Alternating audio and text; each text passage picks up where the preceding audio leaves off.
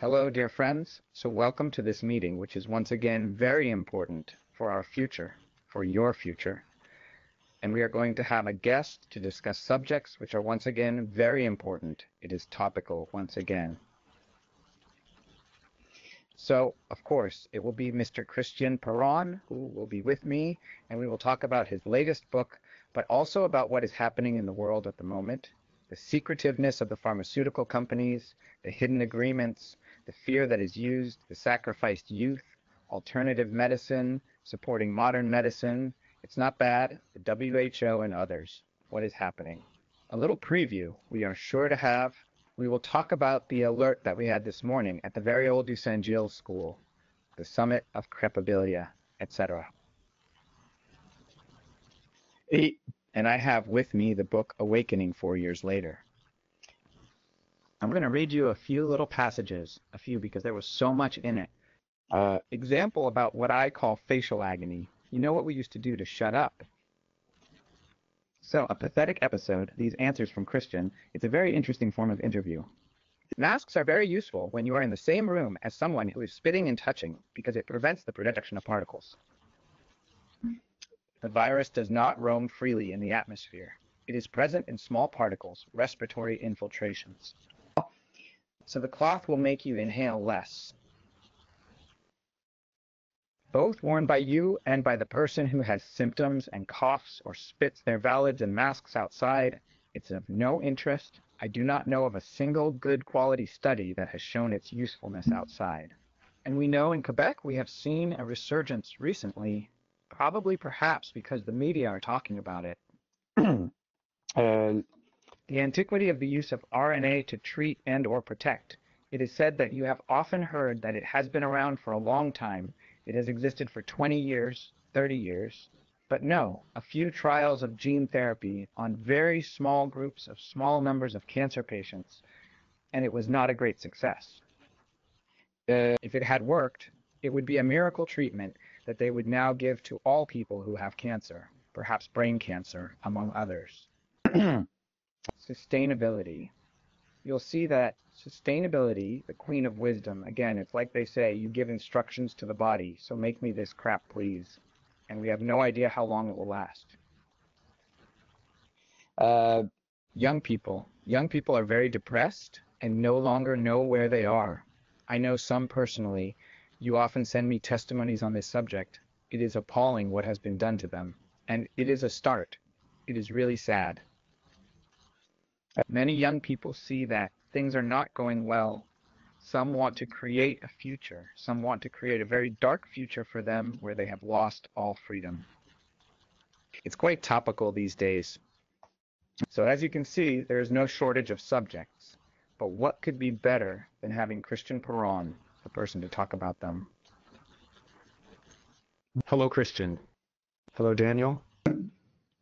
Thank you for accepting the invitation. Thank you for taking the time to write this book, which is important because it is the awakening, because there is hope in it too. That's what you say. It's a different book. I had written a book on Lyme disease already before the COVID episode. Afterwards, I wrote 3 COVID books for Alvin Michel, which were slightly more technical books. It failed to translate.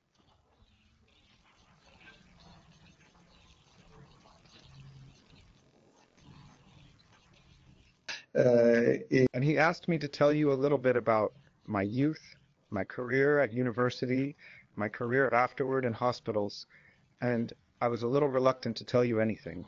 But in the end, he said, if people want to know why you were able to resist, to oppose yourself when many of your fellow professors didn't budge. Failed to translate.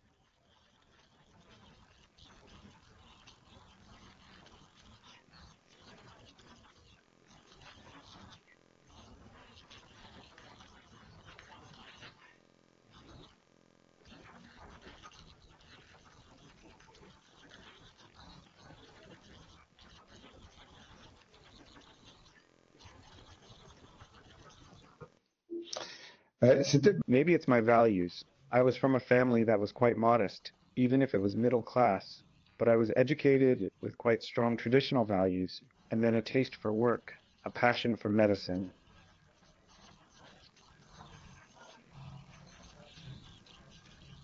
And then I always want to be honest and not let myself get carried away.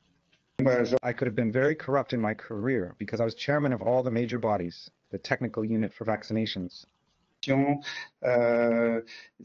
I had wanted to, I could have done it as a professor of infectious diseases too. I had a 2-year wait at my consultation for patients.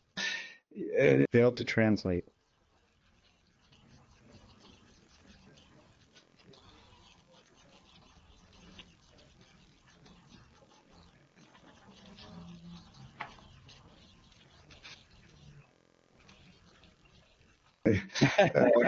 It's really interesting, the sense of values. I think that we lost, and we won't hide an accident.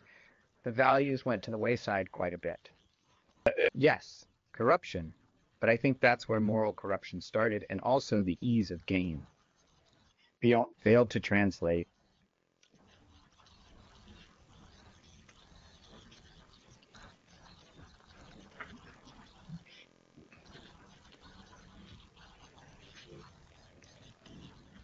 Failed to translate.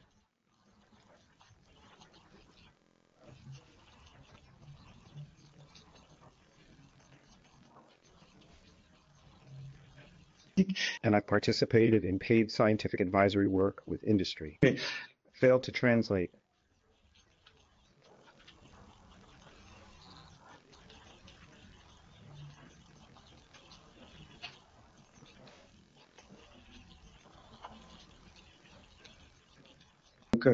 So I disengaged from all that on my own, and I'm very proud of it, and it didn't stop me from living. Their money does not buy happiness. You have to have enough money to live, but after that, excess money is of no interest.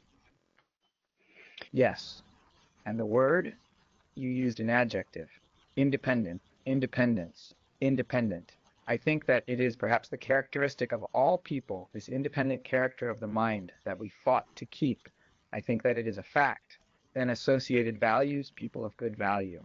So I think that you put your finger on it, and we talked a little about pharmaceuticals. So in your book, you talk about it, how they reverse the weight of the decision and the damage on the states and governments. The hidden agreements we know in Europe, it's not all out, not even in Quebec or in Canada. They reverse the burden on the governments, therefore on the taxpayers, if there are problems. The terrible thing is that at the beginning, we don't pay attention. We are invited to conferences like that. We say it's great. We meet lots of great doctors from all over the world. But I realized that this pharmaceutical industry totally controlled all communication in medicine at the national level, at the international level, controlled all the conferences. Therefore, the content, with symposiums where we only promote the latest industry products. They run all the major medical journals. We know there are scandals that have been revealed, but it is a small proportion of what we suspect. Because even the editors-in-chief of the New England Journal of Medicine, of the Lancet, had even written themselves that their journals were bought by the industry, that many studies were false or falsified. I have had direct testimony from retired pharmaceutical industry representatives who told me that they had spent their time rigging data to obtain marketing authorizations for drugs. So all this, it's a world that is pretty rotten. And unfortunately, our young people are taught that anything that is not published in the major newspapers, randomized studies often due to the pharmaceutical dose, does not exist. We have completely abandoned humanistic medicine through companionship, which I still knew. I was lucky in France in the 70s and 80s when I started medicine.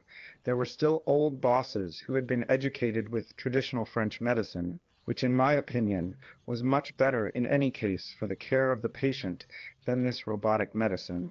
We are made to believe that the often fraudulent publications are much more important than the experience of the doctor.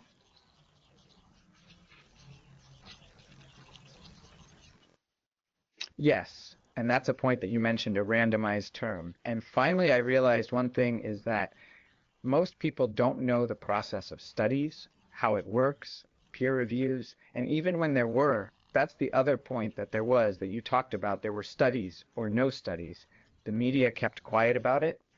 The media were also complicit at the same time with the state.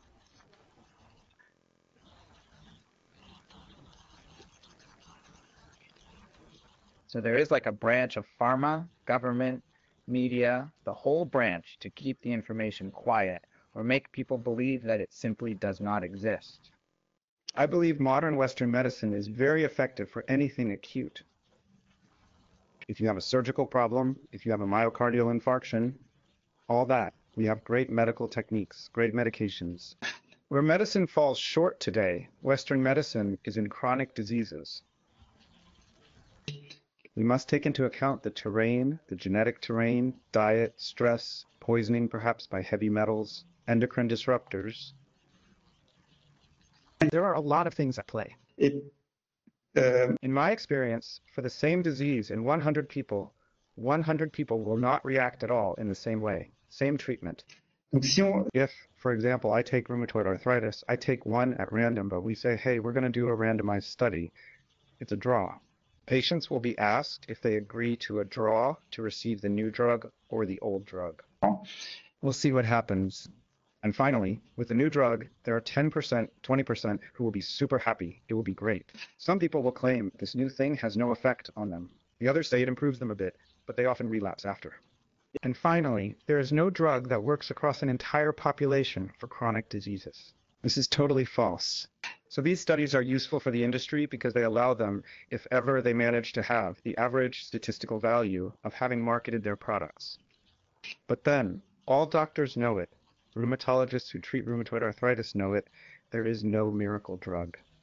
The latest drug published in the top medical journal, which is supposedly the treatment of choice, there are a lot of patients for whom it's not going to work well.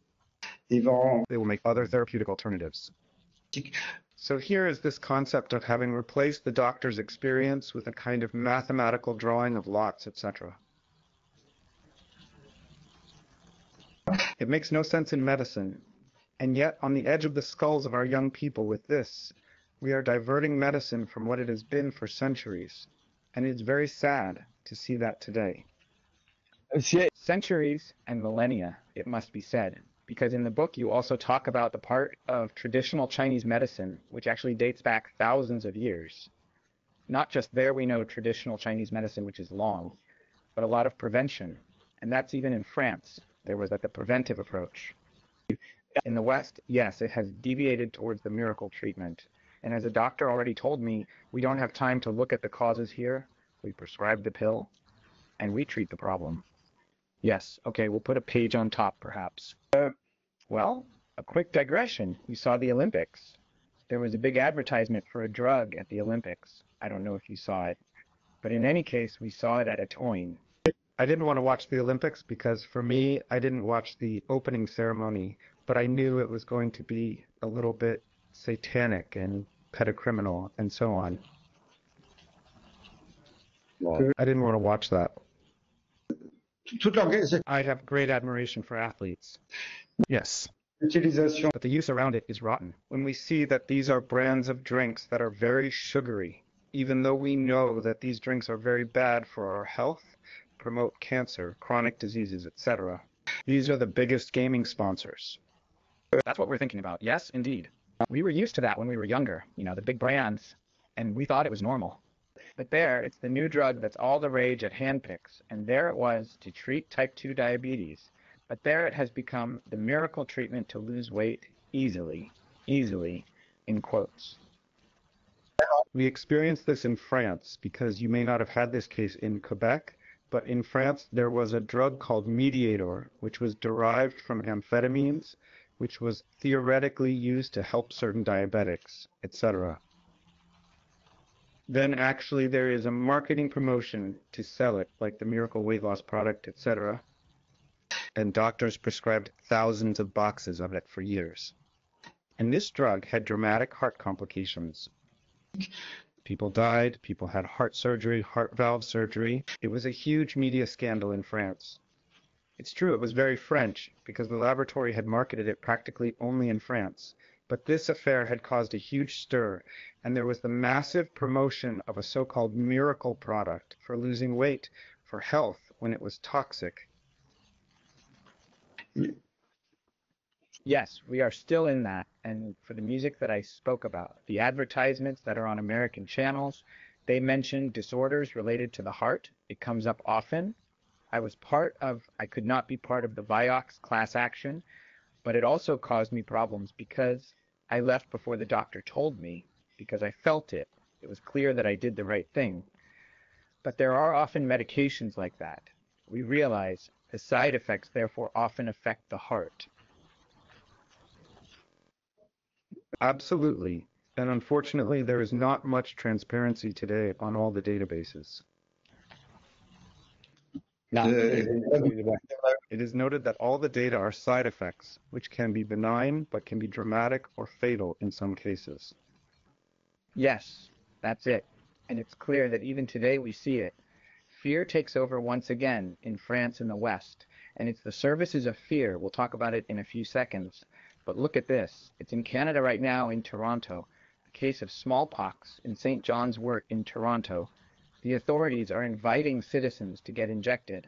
Of course it's starting. It's here in Canada and in France. And there it's a calf from Brittany that comes out on August 14, 2024. It's today. Look at this here. There, what he's preparing for us. It smells like preparation for the fall. An outbreak of bird flu detected in a poultry farm, the first in France since January 16. They're going to slaughter chickens. Let me tell you that. They're preparing for that. It's clear.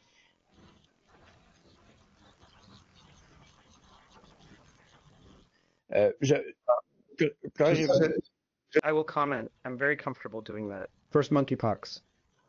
First, human smallpox, which was very serious, killed 30% of people, even in North America. It killed 80% of Native Americans. This is why the English, who were unable to beat the French at the time in the Appalachians, distributed smallpox blankets to the Native Americans, who were mostly allies of the French. If you remember this old Quebec story. And so smallpox killed a lot of people in every generation. It disappeared thanks to the vaccine. Human smallpox is stored in ultra-secure laboratories in 2 countries around the world. And monkeypox is a virus adapted to monkeys that is poorly adapted to humans. So it has always existed. There have been human cases in Africa for a very long time, but human cases are usually mild. There have been some fatal cases in Africa because very malnourished people have no immune defenses, etc. And we were told, if you remember, it's May 2022, the whole world wakes up saying, Declaration of Emerging Breastpox Pandemic. I don't know if you remember. I remember I was in Belgium that day. I looked on the internet to see what was happening. Yes, just a note, I'll show you. Go look. Yes, I remember. I had written an article, and at the time, that's what I had released. We have a lot of questions about this, since there is panic. What was not funny, it was a bit tragic, but what was still very surprising was that this smallpox cases had exploded on the same day in 10 or 15 different countries, all over the world, in Australia, in Sweden, in Canada. I did the course. The same day, with people who had never met, who had never taken a plane. It was totally impossible. The virus had been released deliberately. It is not possible otherwise. I said it, I was laughed at, but I was never given any reference against her. And what surprised me at that time was that when I looked at what was happening, that Bill Gates had done a dress rehearsal a year before. So in 2021, no, yes, it was in 2022. So in 2021, saying that in May 2022, there will be a monkeypox pandemic. I say he is strong because he was able to say that a year before. He is an astronaut, a good astrologer. He should turn into a card reader or something. But then I saw that he had invested in a new smallpox vaccine in 2019, and that the European Medicines Agency had pre-registered a miracle drug for monkeypox a few months before. And then I didn't understand because they said that this virus is transmitted through the air, but it only affects male homosexuals. So the transmission was only by anal route. And when there were the first cases in France, there were a few cases after the epidemic flopped. It only affected male homosexuals. And the lesions, like monkeypox, the slightly human African cases that we saw, were generalized vesicles. The blisters were mainly around the genitals and anus. This was not usual for smallpox. I think this virus must have been a doctored virus because it was not a natural virus that we usually see. Besides, I had communicated first in French, which had been translated into English, which had been around a lot of countries, where I mocked him by saying, "Stop your nonsense. This stuff is nonsense." Besides, unfortunately, there were some casualties. The victims must be paid tribute. But all that flopped. Shortly after, now it starts again. They bring this up again to scare us. Afterwards, avian flu is a flu virus adapted to birds. Et ces virus de grippe aviaire peuvent être Some strains can be quite dangerous to birds, poultry, chicken flocks, but they don't have the genes to transmit well to humans. They are suitable for poultry and not for humans. That's why Bill Gates, Anthony Fauci, all had funded studies in the laboratories for many viruses which were dangerous for animals to try to make them dangerous for humans, and that they could be transmitted. They never really succeeded with the bird flu because I remember it was 15 years ago or more. It was around the time of the China flu pandemic. There had been some alerts around the world of bird flu in Holland and other countries. There were human deaths that could be counted on the fingers of one hand. He was a chicken farmer in Long who had flocks with thousands of chickens, and he would go into a shed and he would sniff out chicken particles en masse. And when they also had an episode of bird flu, of course he breathed in astronomical quantities of virus. Some breeders have had serious forms. There are a very small number who have died, but it was never a pandemic. So what scares me is that I know that in the United States, in laboratories, there have been reports on this. They have, in the test tubes, rigged viruses that could be very dangerous for humans. Is that what they have in mind? What scares me a little is that they are starting to say, be careful, everyone is going to die of bird flu, that Europe has already ordered tens of millions of doses of vaccines, even though there have been 0 human cases. Not long ago, I was watching an English language program on American TV where there was an expert who said, oh yeah, watch out. There were a few chickens that died in the United States, but there wasn't even a human case yet. Be careful. This virus is going to be very nasty. It will kill half of all humans. When I am told that a virus will kill more than half of the people, I am very reassured. Well, yes, normally it's quite fast, but here we see it. What I know about the WHO, it's July 29, so it's recent. Miracle Beard, once again, we have a solution coming. There you go, launch of a new initiative to accelerate, once again, Mikir. So it takes fear to accelerate all that, to justify the acceleration. Again, the vaccines of the messenger reindeer, which are vaccines, which are not vaccines. The messenger reindeer, they have never made vaccines. They are dangerous products, which are ineffective, So just to finish, why do I say that? When we say that a virus kills at 50–80%, it reassures me. It is because a virus that kills too much, it does not spread. A smart virus to spread needs to not be too dangerous, because otherwise, if it kills everyone, the first SARS, the first virus, the Chinese coronavirus, where the bat had not rubbed shoulders with a pangolin at the time, it was with a civet. There had been a pandemic. There had been cases even in Canada. It was more in Toronto, in the Toronto General Hospital, which was a large high-rise. There had been deaths, even among the caregivers. They had gone a little to the right, to the left. But finally, after a few weeks, a few months, the pandemic stopped because this virus was very dangerous. It could kill the early variants, then the variants weakened, but the very early variants killed 40% of people. These were people who were in direct contact, who came into the room, who had no protection, who did not know that people were infected. But a virus that is too dangerous, we have seen it in a general worldwide demonstration. It flops, it spreads a little, then the new variants are less and less virulent than the first very virulent variants, killed too many people too quickly, and it does not spread. And we must remember that this, what you say in passing for people who do not know it, and before the media tries to unblock this, is real science. It is the mechanics of viruses. This is how a virus works.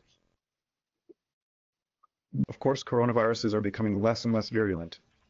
What worries me a lot here, because there will be the monkey variant, the bird flu, they will come up with something else. They already have so-called messenger RNA vaccines in their box. That terrifies me because we have seen that, as you said, messenger RNA, ultimately in gene therapy, was rather a flop. In terms of COVID vaccination, it is a disaster. We now know that it aggravates the disease, that it causes more serious forms, that it kills, that it causes terrible side effects, and that it has never protected either the individual or the transmission. So it's even shameful that we put it on the market. Normally, it takes 10 years to bring a new vaccine to market. For a new technology, we will have to wait at least 15 years, and then in a few months they will say that we have new messenger RNA vaccines for all the threats on the planet. And it's really Canada that takes it.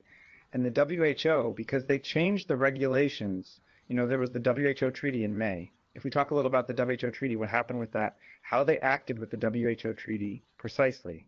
Absolutely. The will of the deep state and of Tedros, the director of the WHO, and of Bill Gates, who is still the first financier of the WHO, who puts his 2 cents in there, was to say the director of the WHO will be above all the states to declare, for example, a new pandemic. So he's going to say, hey, there's a new variant, a new virus on bats or any animal that's very dangerous for humans. There were 3 cases in Montreal and then 2 in Sweden.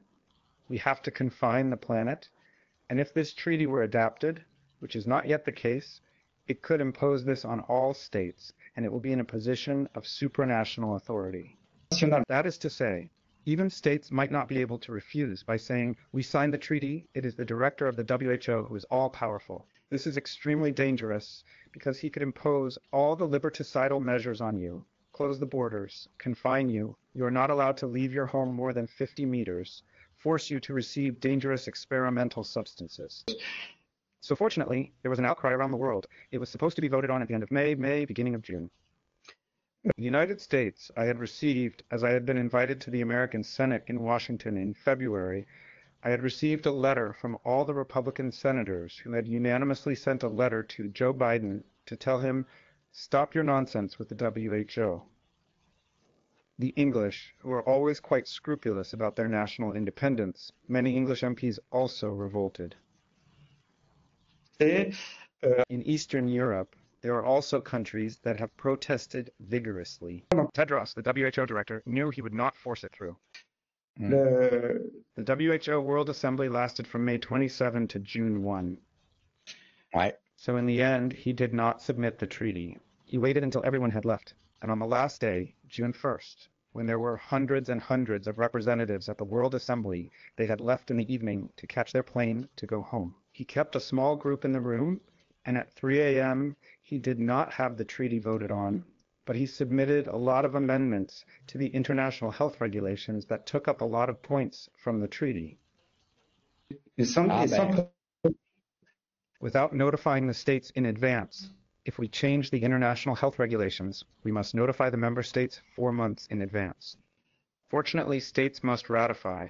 Normally, there are 18 months in the texts. Well, they lied a little because they said yes these 10 months, but in fact, well, they changed again. They changed the dates, the standards. It's not important then. He went to France in the middle of the night without a vote, and the only response was a unanimous yes. And it reminded me of Macron's methods in France, since I don't remember when it was, in February or last year, when he passed the law on sectarian excesses. The sectarian excesses are that anyone who does not agree with the official medical position of the government is considered a dangerous individual, a member of a sect, and can be attacked with prison and colossal fines. And it had gone back and forth several times between the Senate, the National Assembly, etc. The deputies on the last day rejected the text. They waited for all the MPs to return home in the evening, take their plane or train back to their constituency.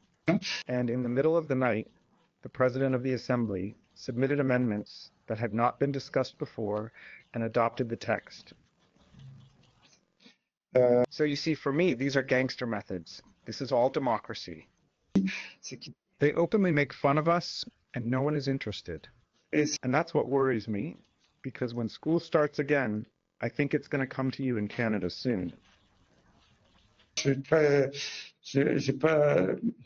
I have no concerns, but I have a lot of concerns about this. So, when school starts again, it will be in September. There are 5 European countries that will test the new vaccine passport but on all vaccines. And at the same time, they say that gradually, all the classic vaccines for all childhood diseases will be gradually replaced by RN messenger vaccines, which are poisons. They are not vaccines. Donc ça veut dire, For the moment, there is nothing obligatory. There are 5 countries which are kindly testing with the consent of the populations. But remember, every time they say it's not mandatory, it becomes mandatory. When Macron said we will never make the COVID vaccine compulsory, a few months later, it was mandatory. So I have no confidence in them. You must not have forgotten. That's it. But is it necessary to avoid at this summit in October? The international summit, first of all, an international summit, that's what it says. October 2 to 3 in Washington. You are not out of conference. I think they didn't invite you. Well, no, unfortunately not, because we are birds of Maurice Auger, not little birds. And I have an image that we also see, the summit. Look what someone has done. It represents something. You were in Washington this year in 2024. They know you, and yet you are not invited to this summit. We are putting up the obelisk. The point is funny. There is a bit of symbolism in it, I think. Look at the preparation in birds, livestock, pets, and the response with people. That is what they are going to discuss. And I remind you, they have not invited you either, neither you nor Dr. Malone of my parliament and all the others.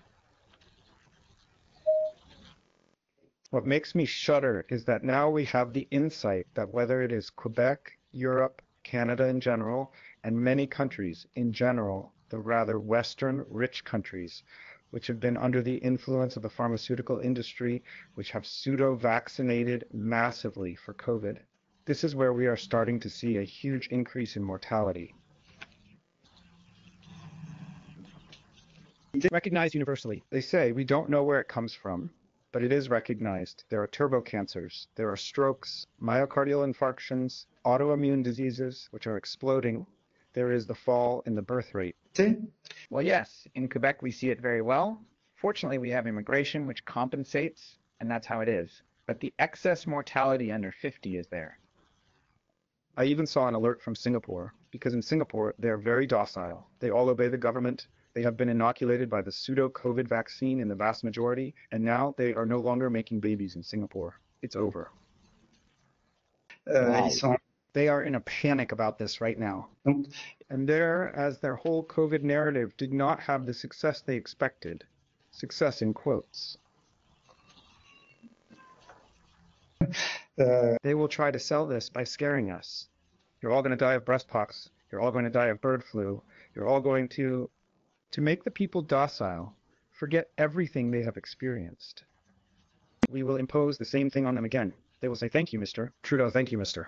Macron. And there, people really need to, that's why my book is called Le Réveil, because if people don't wake up today, it's worrying. Yes, and your title is very good, because we are supposed to learn. We have to learn. This book, I shared a link in passing on Amazon, but don't do it. Check your bookstores. Check everywhere. We have to talk about it. We have to discuss it. We have to show it, because otherwise we will fall back into the same nonsense again. And they unfortunately still have powers. There are U.S. elections coming up in November, and it looks like there will be some disease-related disruptions just before the election. On the Republican side, you had contacts. Well, you had Donald Trump. We know that he was responsible for Operation Warp Speed, but there was still a choice. It was not impositions on people. It was the minimum, at least. Free and informed consent. Do you think we have learned from that? Are people awake enough now to think, as I just saw again, Sebastian, it's his wife, it's his pregnant wife, my wife, that made her ask 3 times while she was pregnant to have the whooping cough vaccine. There, do they inform people a little more? Are people aware? Because what I hear in the branches and people close to me, there are doctors in Quebec who are starting to say, yeah, we think that's it, but we can't talk. There is something that, do you feel that there is an awakening on that side, on the medical side, to speak a little more, or other, for classic vaccines like whooping cough? Well, for the moment, I had great confidence. Now I don't have much confidence anymore because we know that they are now capable in medicines and lots of substances of adding components without necessarily declaring them. So I have really lost confidence.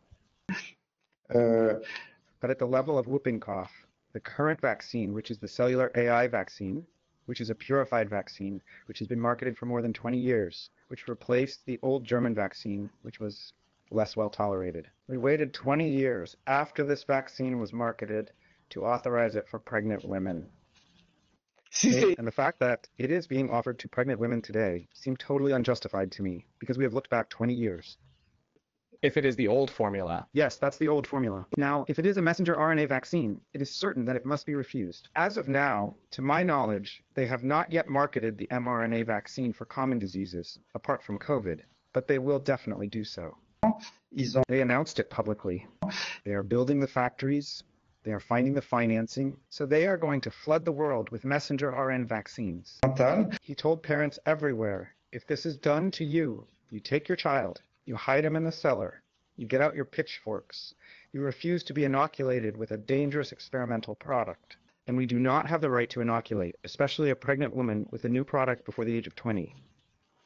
And at least for the cockless vaccine, it had been respected. Ouais, l'éthique, And now, when we see that the COVID vaccine, they inoculated from the outset, the pseudo-COVID vaccine, they inoculated from the outset pregnant women. For me, it was criminal. And then when we saw this explosion, miscarriages, fetal malformations, etc., they did things that were unacceptable from a medical, ethical point of view. Yes, ethics have gone by the wayside. Money has taken over. That's clear. Interests. And as Carly said, there is no confidence in today's medicine. It's because you have informed yourself enough about what injections are, and even you are starting to doubt everything they're going to pitch to us at the moment. It's hell. Then we are right to be suspicious now and to ask questions. And you gave the example of Saint-Denis-le-Port. Well, drop-in births, children sacrificed there, and others. We see the psychological effects too. We still see post-trauma in young people. Adults too, by the way. avec le tra- Again, do you feel that young people are likely to hear the messages of what is happening? It's true that I'm talking about young people, because what struck me in France is the same thing in many countries. I have the impression that young people feel that there is something, as I said, that is not right, that people do not want their best interests at heart, but they do not want to face it, because for them it is too terrible. When I was a student, I worked hard, but I also wanted to have fun with my friends. And there, projecting to them, we tell them to be careful. Governments are no longer there to protect you, but to harm you. We will do everything to turn you into slaves in a new world order, etc. et Of course, they see all this, but they hide it. They don't want to look it in the face because it's too violent. It depresses them, and they prefer to watch series on Netflix or on their cell phone. c'est I get what they mean. There was a survey in the medical school when I was still working 2 or 3 years ago after the start of COVID. When students were confined to their homes and could no longer attend classes, they took lessons via video conference at home. There was a third of them in the medical school who were depressed, who wanted to quit medicine. We felt a terrible blow to the youth. There have been child suicides, adolescent suicides, which have increased a lot. So young people, I think, deep down are worried, but they don't want to admit it. And for the moment, because I often see people laughing in the street, all ages, all social classes, but the only ones who don't recognize me, I understand, are very young people under 20. They are, for the moment, they are in their own world. I was very happy recently to meet a young guy. We're shitting his name because his book is coming out in October. I think his name is Léo Dubois, who is a young student of about 20 years old, not even at the biology faculty. He's in Aix-Marseille. He handed me a manuscript a little shyly and said, "Look, professor, what you think?" His book is beautiful. A very young man who analyzed everything scientifically with all the references of what happened during the COVID crisis. I was amazed when I read his book, how such a young boy saw everything with such clairvoyance. So I was so pleased that I wrote him a preface. il a And his book is called Never Again. and it will be published, I think it will be by Marco Pieter in October. So Leo Dubois. The title of the book that is coming out, what is it called? I think the title I saw in any case was Never Again. We'll definitely monitor this, stay in touch, and broadcast it, so Never Again becomes a reality. I don't usually promote other people's books, but it really touched me as a young student, and everything is very precise, very clear, with explanatory tables in perfectly clear language, with a very good scientific source. His book was useful to me, his ordeal, because it allowed me to find studies that I had seen pass by. I forgot where it was. Everything is well archived. Here's an example of a young person starting to wake up, and I quote him because I hope that he will be able to awaken many other young people. Because what I say is that if the youth wake up, the deep state will collapse. I am convinced of it. But for now, young people are not yet completely convinced, or are not mobilized, let's say. Yes, then it's not easy. And we have a question. It's like Martine asked, are parents able to declare their child on this subject? It's the difficulty of giving information to parents, but we see that there is like a barrier that has been made between young people and adults. The adults themselves who do not see the problem as an example here. My boyfriend died in the 3rd year. That from the heart. 2 friends died in March and June, obviously cancer. 2 others with stage 4 cancer, very ill. They do not want to believe that it is linked to that. And I personally know some very, very, very close to me. It's a big thing to admit, isn't it, what's happening here? And the bigger it is, the more it goes through. They know it up there. It's so huge that there's no way they could do that. And if it is possible, that is why I tirelessly continue to try to enlighten people. That is to say, if it is possible and people want to harm you, you have to know it. You have to react in such a way. You don't necessarily have to resort to violence and all that, but learn to say no. Learn to refuse orders that do not correspond to scientific data. Unfortunately, most of the scientific community, a small proportion, I don't know everything, are very corrupt and manipulate others, and the others, they shut their mouths, they don't move. And that's what pained me the most, seeing all these intelligent colleagues, doctors, and other scientists that I've known in my career everywhere. People I had a lot of admiration for. Not one of them has moved. I turned around. At the beginning, there were 2 or 3 friends who had moved a little with me, and then when they saw that there was a lot of shooting, they ran away. And when I was with my flag rushing to the back, I turned around, there was no one behind me. Where are they there? No. But it's crazy because there are many more of us than the small number of billionaires who manipulate us. So if all the people were united to say no, they would be screwed in 8 days. That's what people haven't realized. Exactly. So it's important. Brigitte mentioned something, I don't know about it. Injections for nutrition are imposed in Rennes, Lexion, instead of in Pharmaceutical. I don't know. For the moment, the vaccines at Randomized, to my knowledge, are under development, under study, but they are not yet marketed outside of COVID. Bon, on a encore d'informations à faire, oui. But of course, they will do it. There may be studies underway. That is possible because they announced it publicly. I even heard Bill Gates the other day say that the LRMS was good for gills because it was cheap to manufacture. Yet he gave billions to states and health insurance funds. But for them, it is cheap. They make a lot of profits. There is good news in all this. We see it too. Well, listen, even the insurers know it, are starting to know it. They are realizing it. I think that when the money from the other side reaches people, I think that there will also be an awakening that will take place. There's the wallet of their awakening. It is very, very, very important. Well, thank you again very much, Mr. Oh, and for the American election, RFK Jr. spoke about it. Candidate for the American presidency, Donald Trump. Do you feel in his close circle that people are open to what you say or other colleagues to say? Pay attention to this. There is something happening. Robert Kennedy. That's Robert Kennedy. And even Donald Trump and his entourage. Robert Kennedy. That's Robert Kennedy. And even Donald Trump in his entourage. Robert Kennedy. I preferred the French version of his book. In French, he is called Anthony Fauci, Bill Gates, and Big Pharma.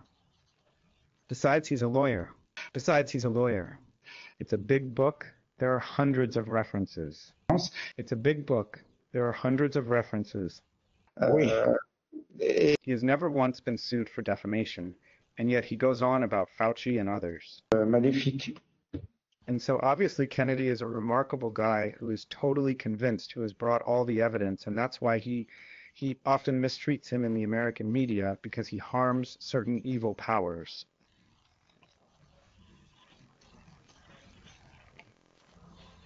It was published by Marco Peter in Belgium. It was published by Marco Peter in Belgium. Donc, Well, then here it is. It is available. And it is the kind of book that must be shared. It must be shown to people, and then people will see. It is by informing themselves and by reading that we are aware of what is happening, and by sharing that. And a book lends itself well, and the links are there, are available. So we had an awareness that we may have lost over time, perhaps a quiet confidence sitting on the couch. And finally, for Donald Trump, as I was saying in his entourage with Donald Trump, the Republicans, were there any who were listening to you? Did they hear the message? Donald Trump always has a message of a little reserve on vaccines. From time to time, he seemed to rebel. From time to time, he seemed to rebel. Chloroquine. I'm being treated with hydroxychloroquine. He'd then return in the opposite direction, a little way. Probably he didn't have his hands free as he wanted. Ok. Après, donc voilà, moi je. It was taken over by many financial and political lobbies. Afterwards, he left. I don't want to judge. I think it's safe to say that, in any case, I would trust him much more than today's Democrats, who have a fairly catastrophic policy. La même chose au Brésil. When we see even just the mortality results in the American states, Republican or Democrat, there were differences. They used hydroxychloroquine and azithromycin, and the others did not. In Florida, they used ivermectin also to treat people. I know some people personally who were treated successfully, treatment.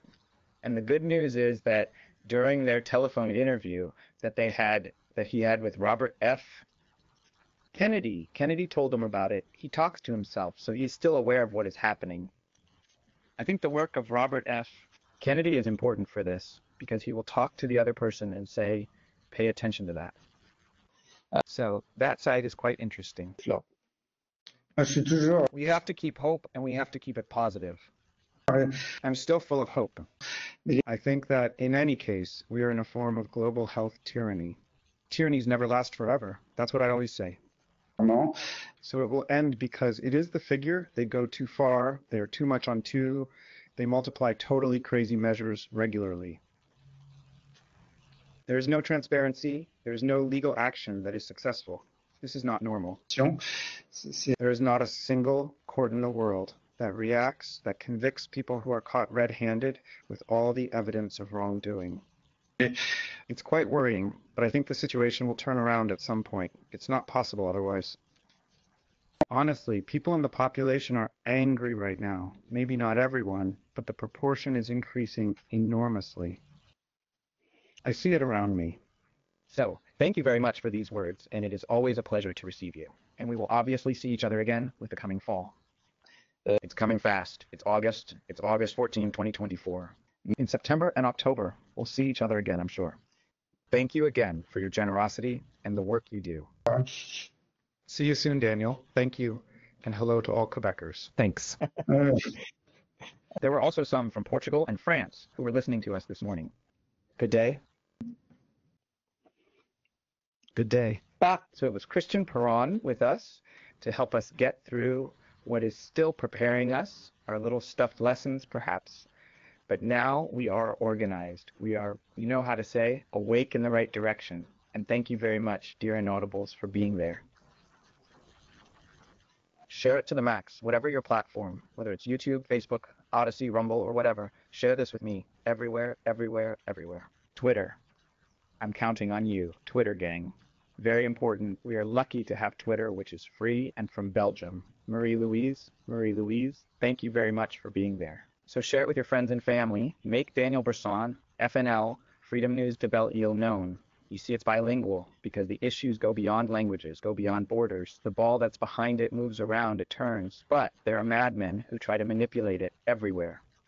So thank you very much, and I'll see you next time.